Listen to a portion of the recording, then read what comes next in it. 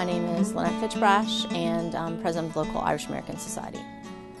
The Irish American Society of Tidewater was established in 1980, and basically you don't have to be Irish, but you have to be Irish friendly, you have to have a passion for Irish culture. And our mission is basically to preserve and promote anything that relates to Irish culture. The music, the dance, the history, the genealogy, the sports. We do some charity work, we do a lot of social things, and we also do promote academic, scholarly, cultural activities as well through our monthly programs and other activities that we have going on in the area. People who are either expat Irish or of Irish descent who live in Virginia have a lot of options in terms of getting involved in their Irish heritage. We have lots of Irish pubs in the area. Some have better food than others. They all have good Guinness. I would say that if you're looking for some decent Irish seafood dishes, Finn McCool's down near the Farmers Market in Virginia Beach is good. And there's a reason for that, because Finn McCool, in Irish legend, there's a story about him and the salmon of knowledge, so there's a fish connection there. There is Murphey's, which is out at the ocean front, and they do a really nice Irish breakfast. There's a small pub in Newport News, which is actually called Mike's Place Irish Pub. They have unbelievable specials. And they have some good, things like an Irish Reuben, things like that. So they're worth checking out if you're on that side of the water. There are 3 groups really that have done a lot to support the arts. Obviously, one of those groups is the Irish American Society of Tidewater.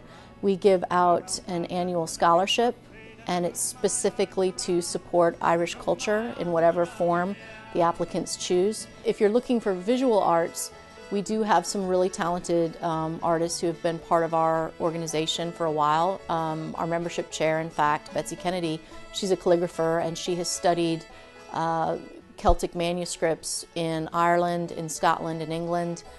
She's been trained by people that have a lot of knowledge of that, and she does really beautiful work. Secondly, I would say that the Irish dance schools, and in particular the Cummiskey School and The Real Thing, those 2 schools have really done a lot to keep Irish culture alive. They're not just doing it as an art form in isolation from the culture, which some dance schools do. Both of those schools really have tapped into not only the Irish aspect, not only the Irish dance aspect of Irish culture, but really they push their dancers and the dancers' families to really get fully involved in their heritage and not just deal with dance as if it's an activity like ice skating or cheerleading that is divorced from any sort of cultural component. And the 3rd group, I would say, honestly, is the Hampton Roads Hurling Club. They've been around since 2009, but they really started taking off last year. They play the ancient Irish sport of hurling, which is one of the 2 national sports of Ireland. And it's a really fun game. It's a stick game. It's the fastest game on grass. And the people who are involved in hurling, the majority of them are really well aware of that, and they don't just go out to play sport, although it is a great athletic activity. It's really caught up in the language and the history and the struggle for independence.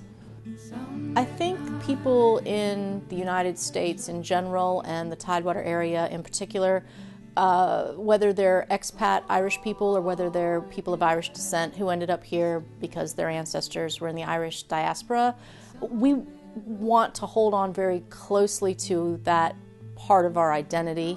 You've probably heard Ireland called the land of saints and scholars, and it is true. There's a really great book that a lot of people, it's beloved of a lot of people, particularly Irish Americans, called How the Irish Saved Western Civilization by Thomas Cahill. Really well researched, goes into everything from how the Irish monks kept knowledge alive during the Dark Ages. They were the ones who were illuminating the manuscripts because all of the ancient texts, all the classical texts had to be preserved by hand. And it was a labor of love, it was a labor of scholarship, it was also a labor of art because the calligraphy and the illuminations are unbelievably beautiful. And you think of iconic manuscripts like the Book of Kells, the Lindisfarne Gospels. These are things that Irish monks were personally responsible for creating, and they constitute some of the most beautiful pieces of artwork from the medieval period. The music, I would say, of Ireland is pretty iconic. You hear certain sounds and you know immediately, oh, that's Irish. And the vocal music, the beautiful voices, the people of Ireland, they can sing. that beautiful, beautiful, beautiful voices.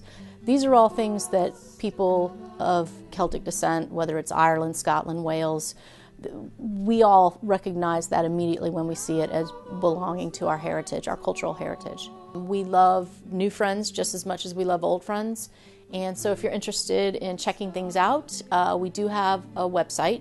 The address is www.irlusa.org, which stands for Ireland, USA. We try to keep that updated with the events and the meetings and the things that we've got going on. We also have a Facebook page. That is constantly kept up to date, so that's a really good source for information on what kind of social stuff we have going on. So look us up. We're always really happy to have new friends. Running from childhood.